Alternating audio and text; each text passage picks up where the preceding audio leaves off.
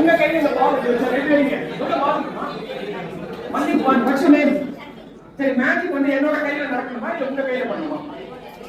என்னோட கையில வச்சு என்னோட கையில இது மறையணுமா உங்க கையில வச்சு ஓகே டைட்டா க்ளோஸ் பண்ணிக்கங்க டர்ன் பண்ணிக்கங்க ஸ்லோவா வாட்ச் பண்ணுங்க ரொம்ப சிம்பிள் உங்க கையில இருக்கிற பால் என் கைக்கு வருமா